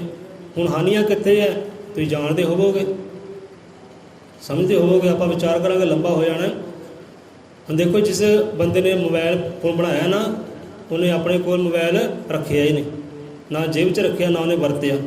ਕਾਲ ਵੀ ਨਹੀਂ ਕੀਤੀ ਮੋਬਾਈਲ ਫੋਨ ਤੋਂ, ਸੈੱਲ ਫੋਨ ਤੋਂ। ਜੇ ਉਹਨੇ ਮੋਬਾਈਲ ਵਰਤਿਆ ਹੈ ਤਾਂ ਰਿਸੀਵਰ ਦੀ ਵਰਤੋਂ ਕੀਤੀ ਹੈ। ਕਿਤੇ ਖੋਜ ਕਰਿਓ, ਗੂਗਲ ਤੋਂ ਤੁਸੀਂ ਕੱਢ ਸਕਦੇ ਹੋ, YouTube ਤੋਂ ਕੱਢ ਸਕਦੇ ਹੋ ਕਿ ਮੋਬਾਈਲ ਦੀ ਸਿਰਜਣਾ ਕਿੱਦਾਂ ਹੋਈ ਹੈ, ਕਿਹਨੇ ਮੋਬਾਈਲ ਦੀ ਰਚਨਾ ਕੀਤੀ ਹੈ, ਕੀ ਉਹਨੇ ਮੋਬਾਈਲ ਵਰਤਿਆ ਕਿ ਨਹੀਂ ਵਰਤਿਆ। ਤਾਂ ਨਹੀਂ ਵਰਤਿਆ। ਸੈੱਲ ਫੋਨ ਮੋਬਾਈਲ ਬਣਾਉਣ ਵਾਲੇ ਨੇ ਵਰਤਿਆ ਹੀ ਨਹੀਂ, ਯੂਜ਼ ਨਹੀਂ ਕੀਤਾ। ਲੋਕ ਯੂਜ਼ ਕਰਦੇ ਆ। ਕਿਉਂ ਨਹੀਂ ਯੂਜ਼ ਕੀਤਾ? ਕਿਉਂਕਿ ਕੋਈ ਵਿੱਚ ਹਾਨੀਆਂ ਹੋਣਗੀਆਂ ਨਾ। ਜੇ ਮੋਬਾਈਲ ਫੋਨ ਦੀ ਸਿਰਜਣਾ ਹੋਈ ਹੈ, ਉਹਦੀਆਂ ਹਾਨੀਆਂ ਵੀ ਹੈ, ਲਾਭ ਵੀ ਹੈ। ਨਿਊਜ਼ਪੇਪਰ ਹੈ, ਅਖਬਾਰ ਹੈ, ਉਹਦੇ ਲਾਭ ਵੀ ਹੈ ਅਤੇ ਹਾਨੀਆਂ ਵੀ ਹੈ। ਕਿਤਾਬਾਂ ਵਿੱਚ ਸਾਨੂੰ ਪੜ੍ਹਨ ਵਾਸਤੇ ਮਿਲ ਜਾਂਦਾ 5ਵੀਂ 6ਵੀਂ ਕਲਾਸ ਵਿੱਚ ਹੀ ਕਿ ਅਖਬਾਰਾਂ ਦੇ ਲਾਭ ਕੀ ਹੈ, ਅਖਬਾਰਾਂ ਦੀਆਂ ਹਾਨੀਆਂ ਕੀ ਹੈ। ਹੁਣ ਸਿਨੇਮੇ ਘਰ ਹੈ, ਟੀ ਵੀ ਹੈ, ਟੀ ਵੀ ਦੇ ਹਾਨੀਆਂ ਕੀ ਹੈ, ਲਾਭ ਕੀ ਹੈ, ਸਭ ਕੁਝ ਆਉਂਦਾ ਹੈ। ਕਿਤੇ ਆਪ ਖੋਜ ਪੜਤਾਲ ਕਰ ਲਿਓ। ਕਹਿੰਦੇ ਬੱਚੇ ਵਿਗੜ ਗਏ, ਬੱਚੇ ਵਿਗੜ ਗਏ। ਕਿੱਦਾਂ ਵਿਗੜ ਗਏ? ਬੱਚਿਆਂ ਦੇ ਸੁਭਾਅ ਕਿੱਦਾਂ ਵਿਗੜ ਗਏ? ਸਾਰਾ ਦਿਨ ਟੀ ਵੀ 'ਤੇ, ਸਾਰਾ ਦਿਨ ਮੋਬਾਈਲ 'ਤੇ। ਹੁਣ ਟੀ ਵੀ ਨੂੰ ਤੇ ਅਖਬਾਰ ਨੂੰ ਇਸਲਾਮ ਦੇ ਵਿੱਚ, ਇਸਲਾਮ 'ਚ ਨਹੀਂ, ਆਪਣੇ ਈਸਾਈ ਮੱਤ 'ਚ, ਈਸਾਈ ਮੱਤ ਵਿੱਚ ਅਖਬਾਰ ਨੂੰ ਅਤੇ ਟੀ ਵੀ ਨੂੰ ਸ਼ੈਤਾਨ ਦਾ ਘਰ ਕਿਹਾ ਹੈ। ਕਹਿੰਦੇ ਸ਼ੈਤਾਨ ਹੈ। ਹੁਣ ਇਹਦੇ ਲਾਭ ਵੀ ਹੈ ਤੇ ਹਾਨੀਆਂ ਵੀ ਹੈ। ਸੋ ਕਿਤੇ ਦੀ ਚੋਣ ਕਰਿਓ, ਖੋਜਿਓ ਕਿੱਥੇ ਕਿੱਥੇ ਲਾਭ, ਕਿੱਥੇ ਕਿੱਥੇ ਹਾਨੀਆਂ। ਕਹਿੰਦੇ ਬੱਚਾ ਵਿਗੜ ਗਿਆ, ਕਿੱਦਾਂ ਵਿਗੜ ਗਿਆ? ਹੁਣ ਨਜ਼ਰ ਦੇਖੋ ਆਪਣੀ ਹੈ, ਦ੍ਰਿਸ਼ਟੀ ਆਪਣੀ ਹੈ, ਤਾਂ ਆਪਾਂ ਖੋਜਦੇ ਕੀ ਹੈ? ਆਪਾਂ ਲਾਭ ਖੋਜਦੇ ਹਾਂ, ਕਹਾਣੀਆਂ ਖੋਜਦੇ ਹਾਂ। ਹੁਣ ਕਈ ਇਹੋ ਬੰਦੇ ਹੁੰਦੇ, ਜੇ ਪੇਪਰ ਲੈ ਲਿਆ ਨਾ, ਨਿਊਜ਼ ਪੇਪਰ ਲੈ ਲਿਆ, ਉਹਨੇ ਕਰਨਾ ਕੀ ਹੈ? ਉਹ ਨਜ਼ਰ ਉੱਥੇ ਲੈ ਕੇ ਜਾਣੀ ਜਿੱਥੇ ਗੰਦੇ ਚਿੱਤਰ ਹੈ। ਦੇਖਿਆ ਕਦੀ ਇੱਦਾਂ? ਜਿੱਥੇ ਭੈੜੇ ਚਿੱਤਰ ਹੈ ਨਾ, ਉਹ ਨਜ਼ਰ ਉੱਥੇ ਲੈ ਕੇ ਜਾਣੀ ਹੈ। ਜਿੱਥੇ ਭੈੜੀਆਂ ਖਬਰਾਂ ਹੈ, ਉੱਥੇ ਨਜ਼ਰ ਲੈ ਕੇ ਜਾਣੀ ਹੈ। ਚੰਗੀ ਬਾਤਾਂ ਨੇ ਨਜ਼ਰ ਹੀ ਨਹੀਂ ਕਰਨੀ। ਹੁਣ ਦ੍ਰਿਸ਼ਟੀ ਆਪਣੀ ਹੈ, ਨਜ਼ਰ ਆਪਣੀ, ਆਪਾਂ ਵੇਖਦੇ ਕੀ ਹੈ ਤਾਂ ਪੇਪਰ, ਨਿਊਜ਼ ਪੇਪਰ ਹੀ ਹੈ। ਵੇਖਣੀ ਆਪਣੇ, ਆਪਾਂ ਖੋਜਦੇ ਕੀ ਹਾਂ। ਹੁਣ ਇੱਦਾਂ TV ਹੈ, ਹੁਣ TV ਵਿੱਚ ਸਤਸੰਗ ਵੀ ਆਉਂਦੇ ਹੈ, ਬਾਣੀਆਂ ਵੀ ਆਉਂਦੀ ਹੈ, ਸੰਸਾਰ ਦੀ ਖਬਰਾਂ ਵੀ ਆਉਂਦੇ ਹੈ, ਪਰ ਆਪਾਂ ਵੇਖਦੇ ਕੀ ਹਾਂ? ਚੰਗਾ ਮੰਦਾ ਸਾਰਾ ਹੀ ਆਉਂਦਾ। ਇਹ ਨਜ਼ਰ ਆਪਣੀ ਹੈ। ਆਪਾਂ ਲਾਭ ਪ੍ਰਾਪਤ ਕਰਦੇ ਹਾਂ ਜਾਂ ਉਹ 'ਚੋਂ ਹਾਨੀਆਂ ਪ੍ਰਾਪਤ ਕਰਦੇ ਹਾਂ, ਇਹ ਨਜ਼ਰ ਆਪਣੀ ਹੈ। ਵੇਖਦੇ ਆਪਾਂ ਕੀ ਹੈ? ਹੁਣ ਮੋਬਾਈਲ ਫੋਨ ਹੈ, ਮੋਬਾਈਲ ਵਿੱਚ ਸਭ ਕੁਝ ਹੀ ਹੈ, ਚੰਗਾ ਵੀ ਹੈ ਅਤੇ ਮਾੜਾ ਵੀ ਹੈ। ਹੁਣ ਨਜ਼ਰ ਆਪਣੀ ਹੈ, ਉਹਦੇ ਵਿੱਚ ਆਪਾਂ ਵੇਖਦੇ ਕੀ ਹੈ? ਚੰਗਾ ਵੇਖਦੇ ਹਾਂ ਜਾਂ ਮੰਦਾ ਵੇਖਦੇ ਹਾਂ? ਬਣਾਉਣ ਵਾਲੇ ਤਾਂ ਕਾਣ ਕੱਢ ਦਿੱਤੀ ਹੈ, ਵਿੱਚ ਲਾਭ ਵੀ ਹੈ, ਵਿੱਚ ਹਾਨੀਆਂ ਵੀ ਹੈ। ਹੁਣ ਨਜ਼ਰ ਆਪਣੀ ਹੈ, ਵੇਖਣੀ ਆਪਣੀ ਹੈ, ਆਪਾਂ ਖੋਜਦੇ ਕੀ ਹਾਂ? ਚੰਗਾ ਖੋਜੋਗੇ ਤਾਂ ਚੰਗੇ ਪ੍ਰਾਪਤ ਹੋਏਗਾ। ਜੇ ਚੰਗਾ ਖੋਜੋਗੇ, ਚੰਗਾ ਖੋਜ ਕਰੋਗੇ ਤਾਂ ਅੰਦਰ ਚੰਗਿਆਈਆਂ ਪੈਦਾ ਹੋਣਗੀਆਂ, ਅੰਦਰ ਅੱਛਾਈਆਂ ਪੈਦਾ ਹੋਣਗੀਆਂ, ਅੰਦਰ ਚੰਗੇ ਕਿਰਦਾਰ ਪੈਦਾ ਹੋਣਗੇ, ਚੰਗਾ ਸੁਭਾਅ ਪੈਦਾ ਹੋਏਗਾ। ਜੇ ਚੰਗਾ ਸੁਭਾਅ ਪੈਦਾ ਹੋ ਗਿਆ, ਚੰਗੇ ਆਪਾਂ ਬਣ ਗਏ, ਲੈ ਵੀ ਆਹ ਬੰਦਾ ਚੰਗਾ। ਚੰਗਾ ਕਿੱਦਾਂ ਬਣਿਆ? ਕਿਉਂਕਿ ਖੋਜ ਉਹਨੇ ਚੰਗੇ ਦੀ ਕੀਤੀ, ਮੰਦੇ ਦੀ ਖੋਜ ਨਹੀਂ ਕੀਤੀ। ਜੇ ਸੁਣਿਆ ਤਾਂ ਵੀ ਚੰਗਾ, ਜੇ ਬੋਲਿਆ ਤਾਂ ਵੀ ਚੰਗਾ, ਵੇਖਿਆ ਤਾਂ ਵੀ ਚੰਗਾ, ਸਭ ਕੁਝ ਚੰਗਾ ਹੀ ਚੰਗਾ। ਅਤੇ ਜਿੱਥੇ ਚੰਗਾ, ਜੇ ਚੰਗਿਆਈਆਂ ਅੱਛਾਈਆਂ, ਉੱਥੇ ਉਹ ਚੰਗਾ ਪਰਮਾਤਮਾ, ਚੰਗਾ ਸਤਿਗੁਰੂ ਆਪੇ ਹੀ ਨਿਵਾਸ ਕਰ ਲੈਂਦਾ, ਘਰ ਕਰ ਲੈਂਦਾ। ਹਾਂ ਵੀ ਆਹ ਹਿਰਦਾ ਨਾ ਮੇਰੇ ਲਾਇਕ ਹੈ। ਸਤਿਗੁਰੂ ਕਹਿੰਦਾ, ਪਰਮਾਤਮਾ ਕਹਿੰਦਾ, ਆਹ ਹਿਰਦਾ ਨਾ ਇਹ ਮੇਰੇ ਲਾਇਕ ਬਣਿਆ ਹੈ, ਹੁਣ ਮੈਂ ਇੱਥੇ ਨਿਵਾਸ ਕਰਾਂ। ਜਿੱਦਾਂ ਕੋਈ ਬੰਦੇ ਨੇ ਕਿਰਾਏ 'ਤੇ ਘਰ ਲਿਆ ਜਾਂ ਮੁੱਲ ਮਕਾਨ ਲਿਆ, ਪਲਾਟ ਲਿਆ, ਹੁਣ ਉੱਥੇ ਗਿਆ ਤਾਂ ਗੰਦਗੀ ਬਹੁਤ ਹੈ, ਜਾਲੇ ਬਹੁਤ ਲੱਗੇ ਹੈ, ਹਨੇਰਾ ਬਹੁਤ ਹੈ, ਅੰਦਰ ਜਾਣ ਨੂੰ ਚਿੱਤ ਨਹੀਂ ਕਰਦਾ। ਪਹਿਲਾਂ ਕਰਮਚਾਰੀ ਸੱਦੇ ਹੈ, ਹੁਣ ਦਿੱਤੇ ਪੈਸੇ, ਭਾਈ ਇੱਦਾਂ ਕਰੋ, ਇਹ ਕਮਰੇ ਦੀ ਪੂਰੀ ਸਫਾਈ ਕਰ ਦਿਓ। ਹੁਣ ਪੂਰੀ ਹੋ ਗਈ ਸਫਾਈ, ਅੰਦਰ ਚੰਗਾ ਹੀ ਚੰਗਾ ਹੋ ਗਿਆ, ਮੰਦਾ ਹੁਣ ਰਹਿ ਨਹੀਂ ਗਿਆ। ਹੁੰਦਾ ਨਾ ਇੱਦਾਂ? ਜੇ ਕਿਤੇ ਬੰਦਾ ਕੋਈ 5 ਦਿਨ 10 ਦਿਨ ਬਾਅਦ ਘਰੋਂ ਬਾਹਰ ਚੱਲ ਜਾਏ, ਕੁੰਡੇ ਜਿੰਦਰੇ ਲਾ ਕੇ, ਤਾਂ ਪਹਿਲਾਂ 10 ਮਿੰਟ 15 ਮਿੰਟ ਅੰਦਰ ਵੜਨ ਨੂੰ ਦਿਲ ਹੀ ਨਹੀਂ ਕਰਦਾ। ਕਿਉਂਕਿ ਅੰਦਰ ਦੀ ਭੜਾਸ ਬਣ ਜਾਂਦੀ, ਗੈਸ ਬਣ ਜਾਂਦੀ ਹੈ, ਬਦਬੂ ਆਉਣ ਲੱਗ ਪੈਂਦੀ ਹੈ। ਬੰਦਾ ਕਰਦਾ ਕੀ ਹੈ? 15-20 ਮਿੰਟ ਦਰਵਾਜ਼ੇ ਖੋਲ੍ਹ ਕੇ, ਖਿੜਕੀਆਂ ਖੋਲ੍ਹ ਕੇ ਥੋੜ੍ਹਾ ਸਾਹ ਲੈਂਦਾ, ਫਿਰ ਸਾਫ਼ ਸਫਾਈ ਕਰਦਾ, ਫਿਰ ਜਾ ਕੇ ਅੰਦਰ ਨਿਵਾਸ ਕਰਦਾ ਹੈ। ਸੋ ਇੱਦਾਂ ਹੀ ਹੈ, ਬੰਦੇ ਨੇ ਕਮਰਾ ਲਿਆ, ਪਹਿਲਾਂ ਸਾਫ਼ ਸੁਥਰਾ ਕੀਤਾ, ਚੰਗਾ ਉਹਨੇ ਕੀਤਾ, ਫਿਰ ਅੰਦਰ ਵਾਸ ਕੀਤਾ। ਹੁਣ ਪਰਮਾਤਮਾ ਇਹੀ ਗੱਲ ਕਹਿੰਦਾ, ਸਤਿਗੁਰੂ ਇਹੀ ਕਹਿੰਦਾ, ਕਿਉਂਕਿ ਹੁਣ ਚੰਗੇ ਬੰਦੇ ਨੇ ਚੰਗਾ ਕਿੱਦਾਂ ਬਣਿਆ? ਚੰਗਿਆਈਆਂ ਨੂੰ ਧਾਰਨ ਕਰਕੇ, ਚੰਗਾ ਸੁਣਿਆ, ਚੰਗਾ ਬੋਲਿਆ, ਚੰਗਾ ਦੇਖਿਆ, ਚੰਗਾ ਹੋ ਗਿਆ। ਅਤੇ ਜਿੱਥੇ ਚੰਗਾ ਬੰਦਾ ਹੋ ਗਿਆ, ਉੱਥੇ ਉਹ ਚੰਗਾ ਪਰਮਾਤਮਾ, ਚੰਗਾ ਸਤਿਗੁਰੂ ਆਪੇ ਨਿਵਾਸ ਕਰ ਲੈ। ਉਹ ਤੋਂ ਚੰਗਾ ਤਾਂ ਕੋਈ ਹੈ ਹੀ ਨਹੀਂ। ਜਾਂ ਹੈਗਾ ਉਹ ਤੋਂ ਚੰਗਾ ਕੋਈ? ਰੱਬ ਤੋਂ ਚੰਗਾ ਕੋਈ ਹੈ? ਸਤਿਗੁਰੂ ਤੋਂ ਕੋਈ ਚੰਗਾ ਹੈ? ਤਾਂ ਹੈਗਾ ਭਾਈ, ਇੱਕ ਹੋਰ ਹੈ ਚੰਗਾ। 3 ਚੰਗੇ ਹੈ ਜੀਵਨ ਵਿੱਚ। ਪਹਿਲਾ ਪਰਮਾਤਮਾ ਚੰਗਾ ਹੈ, ਦੂਸਰਾ ਸਤਿਗੁਰੂ ਚੰਗਾ ਹੈ, ਅਤੇ ਤੀਸਰਾ ਚੰਗਾ ਹੈ ਉਹਨੂੰ ਜਪਣ ਵਾਲਾ, ਉਹਦੀ ਸਿਫਤ ਸਲਾਹ ਕਰਨ ਵਾਲਾ। ਪਹਿਲਾਂ ਆਪਾਂ ਵਿਚਾਰ ਕਰਦੇ ਸੀ ਭਾਈ ਵੱਡਾ ਕੌਣ ਹੈ? ਇੱਥੇ ਵਡਿਆਈਆਂ ਕਿਹਦੀਆਂ, ਸਿਫਤਾਂ ਕਿਹਦੀਆਂ? ਉਹ ਸਿਫਤਾਂ ਪਰਮਾਤਮਾ ਦੀਆਂ, ਸਿਫਤਾਂ ਸਤਿਗੁਰ ਦੀਆਂ, ਸਿਫਤਾਂ ਉਹਦੇ ਨਾਮ ਜਪਣ ਵਾਲੇ ਦੀਆਂ। ਜਿਹੜਾ ਨਾਮ ਨਾਲ ਜੁੜ ਜਾਂਦਾ ਹੈ, ਧਾਮ ਨਾਲ ਜੁੜ ਜਾਂਦਾ ਹੈ, ਉਹ ਵੀ ਸਿਫਤਾਂ ਦਾ ਪਾਤਰ ਬਣ ਜਾਂਦਾ ਹੈ। ਇੱਥੇ ਚੰਗਾ ਪਰਮਾਤਮਾ ਹੈ, ਚੰਗਾ ਸਤਿਗੁਰ ਹੈ, ਅਤੇ ਜੋ ਚੰਗੇ ਨਾਲ ਜੁੜ ਜਾਂਦਾ ਹੈ ਨਾ, ਉਹ ਵੀ ਚੰਗਾ ਬਣ ਜਾਂਦਾ ਹੈ, ਉਹ ਵੀ ਚੰਗਾ ਬਣ ਜਾਂਦਾ ਹੈ। ਜਿਹੜਾ ਚੰਗਾ ਹੈ ਉਸ ਚੰਗਿਆਈਆਂ ਵਾਸ ਕਰਦੀਆਂ। ਚੰਗਿਆਈਆਂ ਕਿਹਦੇ ਨਾਲ ਜੁੜੀਆਂ ਹੈ? ਅੱਛਾਈਆਂ ਕਿਹਦੇ ਨਾਲ ਜੁੜੀਆਂ? ਪਰਮਾਤਮਾ ਦੇ ਨਾਲ, ਸਤਿਗੁਰ ਦੇ ਨਾਲ। ਜਿਹੜਾ ਚੰਗਾ ਬਣ ਗਿਆ, ਵਿਖਣੀ ਚੰਗੀ ਹੋ ਗਈ, ਸੁਣਨੀ ਚੰਗੀ ਹੋ ਗਈ, ਬੋਲਣੀ ਚੰਗੀ ਹੋ ਗਈ, ਹਰ ਚੰਗਾ ਹੀ ਚੰਗਾ ਹੋ ਗਿਆ। ਉੱਥੇ ਪਰਮਾਤਮਾ ਆਪ ਨਿਵਾਸ ਕਰ ਲੈਂਦਾ। ਹਾਂ ਵੀ ਆਹ ਮੰਦਿਰ, ਆਹ ਘਰ ਇਹ ਮੇਰੇ ਵਾਸਤੇ ਤਿਆਰ ਹੋਇਆ ਹੈ, ਮੇਰੇ ਵਾਸਤੇ ਬਣਿਆ ਹੋਣਾ, ਇੱਥੇ ਮੈਂ ਆਪਣਾ ਨਿਵਾਸ ਕਰਾਂ, ਇੱਥੇ ਆਪਣੀ ਥਾਂ ਕਰਾਂ। ਅਤੇ ਚੰਗਾ ਬੰਦਾ ਕਿੱਦਾਂ ਹੁੰਦਾ? ਸਿਮਰਨ ਦੇ ਨਾਲ, ਸਤ ਸੰਗਤ ਦੇ ਨਾਲ। ਉੱਦਾਂ ਬੰਦਾ ਚੰਗਾ ਨਹੀਂ ਹੁੰਦਾ। ਇਹ ਵੀ ਕਿਤੇ ਵਿਚਾਰ ਕਰ ਲਿਓ।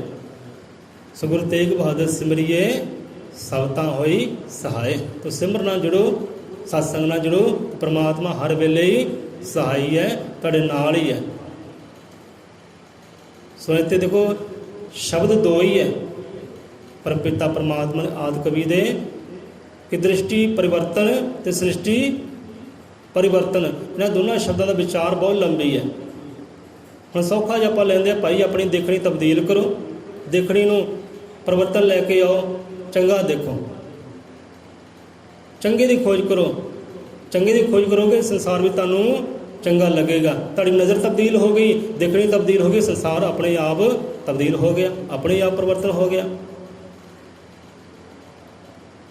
ਗੱਲ ਵੇਖਣੀ ਦੀ ਹੈ ਕਿ ਤੁਸੀਂ ਵੇਖਦੇ ਕਿ ਉਹ ਚੰਗਾ ਵੇਖਦੇ ਹੋ ਜਾਂ ਮੰਦਾ ਵੇਖਦੇ ਹੋ। ਮੰਦਾ ਵੇਖਾਂਗੇ ਤਾਂ ਸਾਰਾ ਮੰਦਾ ਹੀ ਨਜ਼ਰ ਆਵੇਗਾ, ਚੰਗਾ ਵੇਖਾਂਗੇ ਸਾਰਾ ਚੰਗਾ ਹੀ ਨਜ਼ਰ ਆਵੇਗਾ। ਹਰ ਜੀਵ ਜੰਤੂ ਪੇੜ ਪੌਦੇ ਸਭਨਾਂ ਨਾਲ ਪ੍ਰੇਮ ਆਏਗਾ ਕਿ ਭਈ ਸਾਰੇ ਚੰਗੇ ਆ। ਹੁਣ ਦੇਖਿਆ ਕਈ ਕੁੱਤਿਆਂ ਬਿੱਲਿਆਂ ਨਾਲ ਬਹੁਤ ਪ੍ਰੇਮ ਕਰਦੇ ਆ, ਕਈ ਰੁੱਖਾਂ ਨਾਲ ਬਹੁਤ ਪ੍ਰੇਮ ਕਰਦੇ ਆ, ਕਈ ਫੁੱਲਾਂ ਨਾਲ ਬਹੁਤ ਪ੍ਰੇਮ ਕਰਦੇ ਆ। ਹੁਣ ਇੱਦਾਂ ਸਾਨੂੰ ਆਪਣੀ ਕਥਾ ਕਹਾਣੀ ਚੇਤੇ ਆ ਕੇ ਸਮਾਂ ਦੌੜਾ ਜਾਂਦਾ ਹੈ ਤੇ ਸਾਂਝੀ ਕਰ ਲੈਂਦੇ ਹਾਂ। ਹੁਣ ਇੱਦਾਂ ਹੀ ਕਾਫੀ ਸਮੇਂ ਦੀ ਗੱਲ ਹੈ, ਆਪਾਂ ਦੁਬਈ ਵਿੱਚ ਸੀ ਉਸ ਵੇਲੇ ਅਤੇ ਗੁਰਦੁਆਰੇ ਚੱਲੇ ਸੀ। ਹੋਲੇ ਮਹੱਲੇ ਦਾ ਦਿਨ ਸੀ ਅਤੇ ਨਾਲ ਦਾ ਸੰਗੀ ਸਾਥੀ ਸੀ ਭਾਈ ਰਵਿਦਾਸੀਆ, ਰਣਜੀਤ ਸਿੰਘ ਉਹਦਾ ਨਾਮ। ਭਾਈ ਰਵਿਦਾਸੀਆ ਕਹਿਣ ਲੱਗਾ, ਭਾਈ ਚੱਲ ਆਪਾਂ ਗੁਰਦੁਆਰੇ ਚੱਲਦੇ ਹਾਂ। ਜੱਬਰ ਅਲੀ ਗੁਰਦੁਆਰਾ ਹੈ, ਸਤਿਗੁਰਾਂ ਦਾ ਗੁਰਦੁਆਰਾ ਹੈ, ਗੁਰੂ ਘਰ ਹੈ। ਇਹ ਚਲੋ ਉੱਥੇ ਚੱਲਦੇ, ਨਮਸਕਾਰ ਪ੍ਰਣਾਮ ਕਰਕੇ ਆਉਂਦੇ ਹਾਂ, ਥੋੜ੍ਹੀ ਸ਼ਾਂਤੀ ਮਿਲੇਗੀ, ਸੁੱਖ ਮਿਲੇਗਾ, ਥੋੜ੍ਹਾ ਨੇਕ ਕਰਮ ਕਰਿਓ, ਹੋਲਾ ਮਹੱਲਾ। ਅਤੇ ਚਲੇ ਗਏ। ਹੁਣ ਕਾਫੀ ਸਮਾਂ ਅਸੀਂ ਪੈਦਲ ਯਾਤਰਾ ਕੀਤੀ, ਬੱਸ ਜਾਂਦੀ ਸੀ, ਬੱਸ 'ਚ ਨਹੀਂ ਗਏ, ਚਲੋ ਯਾਤਰਾ ਕਰਨੀ ਪਈ, ਪੈਦਲ ਕਰਨੀ ਹੈ। ਸਿਖਰ ਦੁਪਹਿਰ ਯਾਤਰਾ ਕਰਨੀ, ਪੈਦਲ ਕਰਨੀ, ਬੱਸ 'ਚ ਆਪਾਂ ਨਹੀਂ ਜਾਣਾ। ਫਿਰ ਦੋਨਾਂ ਦੀ ਸਲਾਹ ਬਣਾ ਲਈ। ਹੁਣ ਯਾਤਰਾ ਕਰਦੇ ਕਰਦੇ ਇੱਕ ਤਾਂ ਉਹ ਬੰਦਾ ਰੁਕ ਗਿਆ, ਉਹਨੇ ਬਾਥਰੂਮ ਕਰਨਾ ਸੀ, ਥੋੜ੍ਹਾ ਦੂਰ ਚਲਾ ਗਿਆ। ਆਪਾਂ ਖੜ੍ਹੇ ਰਹੇ, ਆਪਣਾ ਆਸਾ ਪਾਸਾ ਵੇਖਿਆ, ਚਾਰੇ ਪਾਸੇ ਰੇਤ ਹੀ ਰੇਤ, ਰੇਤਾਂ ਹੀ ਰੇਤਾਂ ਚਾਰੇ ਪਾਸੇ। ਅਤੇ ਰੇਤਾਂ ਦੇ ਮੈਦਾਨ ਵਿੱਚ ਇੱਕ ਰੁੱਖ ਉੱਥੇ ਖੜ੍ਹਾ ਹੈ, ਛੋਟਾ ਜਿਹਾ ਕੱਦ ਹੈ ਉਹਦਾ, ਸਾਡੇ ਤੋਂ ਹੀ ਛੋਟਾ ਕੱਦ ਸੀ ਉਹਦਾ।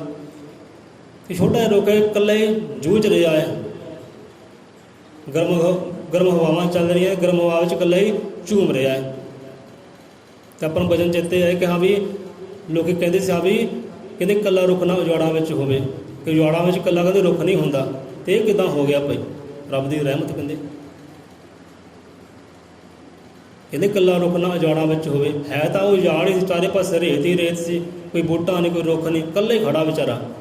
ਤਾਂ ਆਪਾਂ ਉਹਦੇ ਕੋਲ ਗਏ, ਉਹਨੂੰ ਹੱਥ ਲਾਇਆ, ਛੂਹਿਆ ਅਤੇ ਗੱਲਾਂ ਬਾਤਾਂ ਕਰ ਲੱਗ ਪਏ ਉਹਦੇ ਨਾਲ, ਰੁੱਖ ਦੇ ਨਾਲ ਗੱਲਾਂ ਬਾਤਾਂ ਕਰ ਲਵੇ। ਭਾਈ ਧੰਨ ਹੈ ਤੂੰ, ਇਹੋ ਜਿਹੇ ਤਾਪ ਦੇ ਵਿੱਚ ਉਹ ਜਿਹੜੇ ਥਾਂ ਦੇ ਉੱਪਰ ਆਪ ਵਿਰਾਜਮਾਨ ਹੋ, ਰੱਬ ਦੀ ਰਹਿਮਤਾਂ ਤੇ ਭਾਈ ਇੱਦਾਂ ਹੀ ਖੜਿਆ ਰਹਿ, ਝੂਮਦਾ ਰਹਿ। ਅਸੀਂ ਵੀ ਖੁਸ਼ ਹੋਏ ਤੈਨੂੰ ਵੇਖ ਕੇ। ਇੱਦਾਂ ਗੱਲਾਂ ਬਾਤਾਂ ਕਰਦੇ ਰੁੱਖ ਦੇ ਨਾਲ। ਉਹ ਬੰਦਾ ਆਇਆ ਸਾਨੂੰ ਕੋਸਣ ਲੱਗ ਪਿਆ, ਯਾਰ ਤੂੰ ਤਾਂ ਮੂਰਖ ਹੈ, ਕਦੀ ਤੂੰ ਇੰਨੀ ਚੰਗੀਆਂ ਗੱਲਾਂ ਕਰਦਾ ਹੈ ਅਤੇ ਕਦੀ ਤੂੰ ਇੱਦਾਂ ਮੰਦੀਆਂ ਗੱਲਾਂ ਕਰਦਾ ਹੈ, ਕਦੀ ਬੜਾ ਸਿਆਣਾ ਬਣ ਜਾਂਦਾ, ਕਦੀ ਮੂਰਖ ਬਣ ਜਾਂਦਾ ਹੈ। ਇਹ ਤਾਂ ਮੂਰਖ ਵਾਲਾ ਕੰਮ ਕੀਤਾ, ਤੂੰ ਰੁੱਖ ਨਾਲ ਗੱਲਾਂ ਕਰਨ ਦੇ ਨਹੀਂ, ਇਹਦੇ ਨਾਲ ਗੱਲਾਂ ਕੀ ਕਰਨੀਆਂ। ਚਲੋ ਆਪਾਂ ਚੁੱਪ ਰਹੇ, ਕਿਹਾ ਕਿ ਚਲੋ ਛੱਡੋ ਭਾਈ, ਆਪਣੇ ਚਲੀਏ, ਗੁਰਾਂ ਦੇ ਦਰਸ਼ਨ ਦਾਰੇ ਕਰਦੇ, ਚਲੋ ਗੁਰਦੁਆਰੇ ਚਲੀਏ। ਚਲੇ ਗਏ। ਹੁਣ ਅਗਲੇ ਦਿਨ ਕੰਮ 'ਤੇ ਗਏ, ਡਿਊਟੀ 'ਤੇ ਗਏ, ਬੰਦਿਆਂ ਵਿੱਚ ਗਏ, ਆਪਣੀ ਟੀਮ ਵਿੱਚ ਗਏ।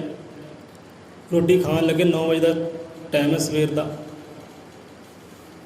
ਹੁਣ ਉੱਥੇ ਮਹਿਫਲ ਦੇ ਵਿੱਚ ਬੰਦੇ ਰਣਜੀਤ ਸਿੰਘ ਨੇ ਗੱਲ ਛੇੜ ਲਈ, ਭਾਈ ਇਹ ਦੇਖੋ ਆ ਬੰਦੇ ਦੀ ਮੂਰਖਤਾ। ਸੰਦੀਪ ਸਿੰਘ ਆਪਣਾ ਇੱਦਾਂ ਦੇ ਕਾਰਜ ਕਰਦਾ, ਰੁੱਖਾਂ ਨਾਲ ਕਦੇ ਗੱਲਾਂ ਕਰਦਾ। ਇਹ ਤਾਂ ਕਹਿੰਦੇ ਕੱਲ੍ਹ ਜੱਬਰ ਅਲੀ ਗਏ, ਗੁਰਦੁਆਰੇ ਗਏ, ਆਪਾਂ ਚਲੇ ਗਏ ਦੂਰ ਬਾਥਰੂਮ ਕਰਨ, ਇਹ ਰੁੱਖ ਦੇ ਨਾਲ ਜੱਫੀਆਂ ਪਾ ਕੇ ਗੱਲਾਂ ਕਰਦਾ ਹੈ, ਮੂਰਖਾਂ ਵਾਲੀ ਗੱਲਾਂ। ਫਿਰ ਆਪਾਂ ਚਲੋ ਬੋਲੇ ਉੱਥੇ, ਚਲੋ ਹੁਣ ਸਮਝਾਉਣ ਦਾ ਸਮਾਂ ਆ ਗਿਆ, ਚਲੋ ਹੁਣ ਸਮਝਾਈਏ। ਫਿਰ ਆਪਾਂ ਕਿਹਾ ਭਾਈ ਦੇਖੋ ਇਹ ਪ੍ਰੇਮ ਦੀ ਗੱਲ ਹੈ, ਮੁਹੱਬਤ ਦੀ ਗੱਲ ਹੈ, ਕਿ ਸਾਨੂੰ ਰੁੱਖਾਂ ਦੇ ਨਾਲ ਪ੍ਰੇਮ ਹੈ, ਸਾਨੂੰ ਮੁਹੱਬਤ ਹੈ। ਜਿਹਦੇ ਨਾਲ ਬੰਦਾ ਮੁਹੱਬਤ ਹੋਏ, ਪ੍ਰੇਮ ਹੋਏ, ਉਹਦੇ ਨਾਲ ਗੱਲਾਂ ਬਾਤਾਂ ਵੀ ਹੋ ਜਾਂਦੀਆਂ। ਵੱਡੀ ਗੱਲ ਕਿਹੜੀ ਹੈ? ਮੂਰਖਤਾ ਵਾਲੀ ਕਿਹੜੀ ਗੱਲ ਹੈ? ਪ੍ਰੇਮ ਦੀ ਗੱਲ ਹੈ। ਹੁਣ ਆਪਾਂ ਸਵਾਲ ਕੀਤਾ, ਭਾਈ ਤੁਸੀਂ ਦੱਸੋ ਤੁਹਾਨੂੰ ਕਿਸੇ ਰੱਬ ਦੀ ਸਾਜੀ ਹੋਈ ਕਣ ਦੇ ਨਾਲ, ਰੁੱਖ ਦੇ ਨਾਲ, ਬੂਟੇ ਦੇ ਨਾਲ ਪ੍ਰੇਮ ਹੋਇਆ? ਇੱਕ ਬੰਦਾ ਖੜਾ ਹੋਇਆ ਬੋਲਿਆ, ਉਹਦਾ ਨਾਂ ਰਮਨ ਹੈ। ਜਲੰਧਰ ਦਾ, ਸਾਡਾ ਬੜਾ ਬੇਲੀ ਸੀ, ਬੜਾ ਮਿੱਤਰ ਸੀ, ਬੜਾ ਸਾਥ ਦਿੱਤਾ ਉਹਨੇ, ਬੜਾ ਹਸਮੁਖ ਬੰਦਾ ਸੀ।